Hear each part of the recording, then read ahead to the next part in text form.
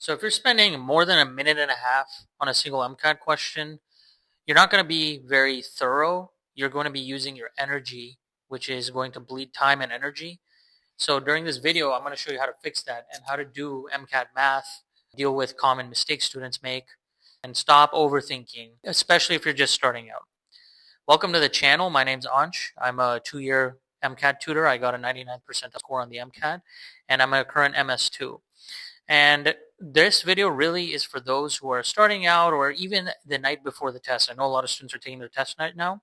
What strategies can they use?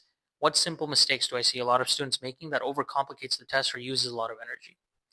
So this is also for those who might be studying and not seeing their score move, and what are some small changes they can make, or how to think about the test that should change your mindset. So all of these things are important. And so the first part is handling the math, handling the brain fog. It's an 8-hour test. It's a lot to do with. So you have to really deal with a lot of mental energy loss. And so how do you minimize that? What are some ways you can think about the test? So let's start with what you're dealing with. And you're dealing with an 8-hour test. It's an 8-hour exam that's testing you on all your concepts from pre-med, from all your science classes. Each section's about an hour and a half. It's actually 95 minutes. Cars has 52 questions. Everything else has 59 questions. You have 4 sections: Chem Phys, Cars, Bio, and Psych Soc in that order. Between each sections, you have 15 minutes with 30-minute breaks in between. There's some standalone discrete questions in the science sections every 1 to 2 passages. And then Cars is all passage based. This matters because this shows you that the whole test is not about memorizing everything perfectly and doing content review perfectly. It's reading, it's reasoning, it's how do you deal with stamina, how do you break apart the facts, what are you doing, and how do you accept that this is a statistics game? Do I know every detail? You might not. It's not realistic to know every detail, but you can still do well, and you can filter noise and save energy throughout the whole test. The reason they put Psych Soc actually last is because it's the easiest section accordingly, but it is when you're most tired. Time management is really important.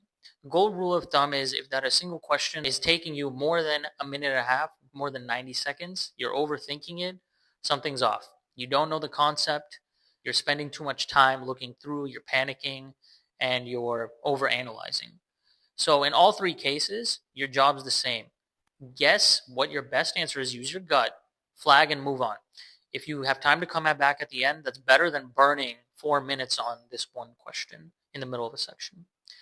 And when you feel your brain starting to buzz, maybe you're getting anxious halfway through, you keep rereading, you don't even know what you're reading anymore, I really need you to take a deep breath, look away for 10 seconds, feel your weight on the chair, feel the air conditioner in the room, feel how cold it is on your skin. Use these things to ground you. Remember, this is only one question or one passage. You have a lot to get through. So resetting like that might get you out of that panic spiral that you might be going through and save you a lot of time. With answer choices, it's really important, especially in Cars and the science passages, to throw out some of the answers. Use process of elimination. Don't over eliminate. That is a thing students do, but do eliminate. Oftentimes you'll find yourself with only 2 answer choices left. You increase your chances of getting the answer right from 25% to 50%. You doubled your chances. If you find yourself with 2 answer choices, there is something wrong. Oftentimes they sound similar, but there's one word that might be separating them. Some simple heuristics you can do to solve this is my 3-step rule. It's called the triangle rule.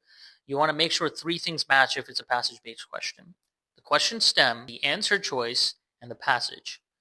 Make sure that when you read the question stem, you read every part of that. You didn't assume what it was asking. Same thing with the answer choice. The answer choice might actually be saying something that you don't initially think it's saying. So that might change the whole meaning of the answer choice, and it might not be answering the question at all. It might be something you saw in the passage.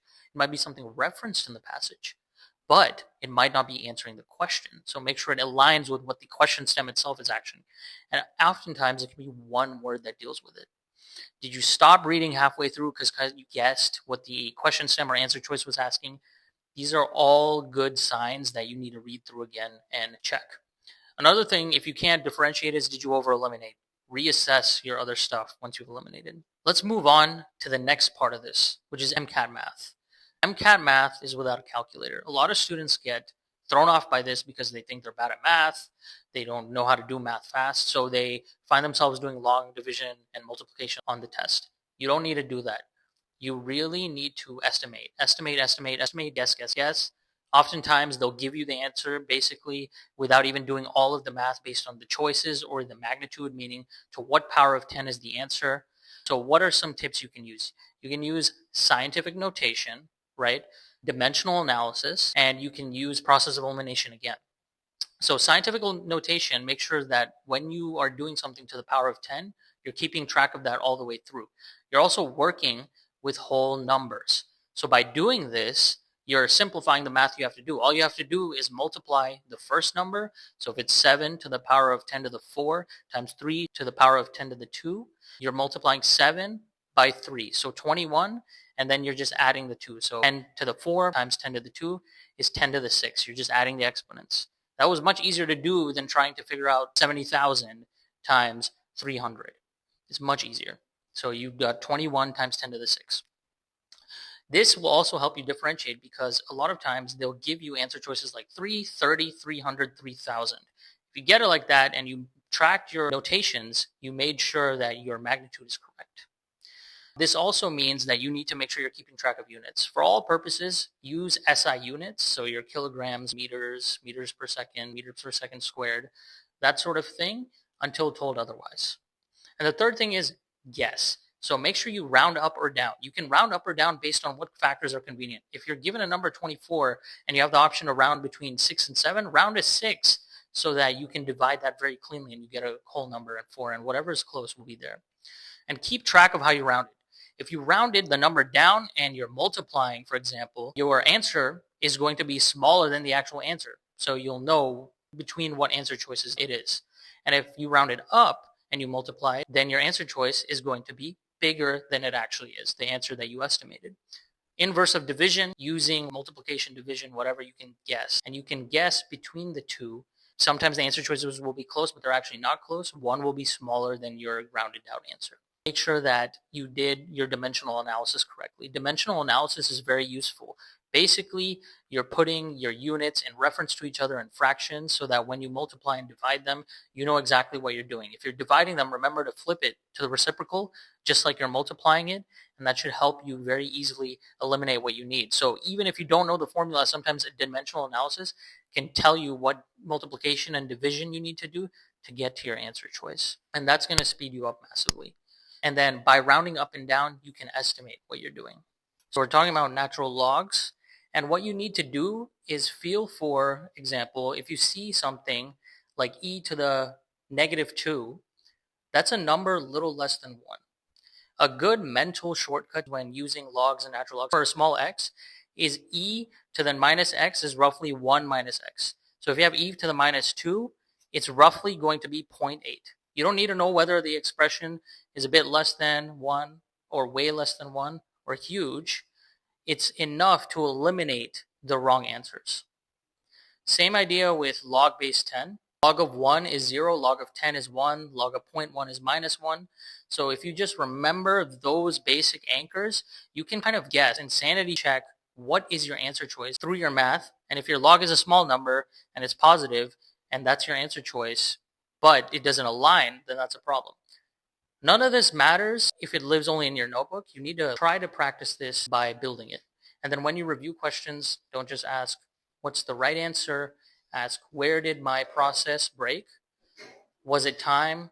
Was it misreading the stem? Was it losing the 3 match between the stem, passage, and answer? Or was it a unit mistake? All these things you should be asking yourself as you're doing your practice. For math-heavy questions, you might miss it. You may rewrite it once using scientific notations and clean dimensional analysis. And if you already know the answer, you're not going to be training yourself if you don't try to do retrofitting or try to go back through what your answer was.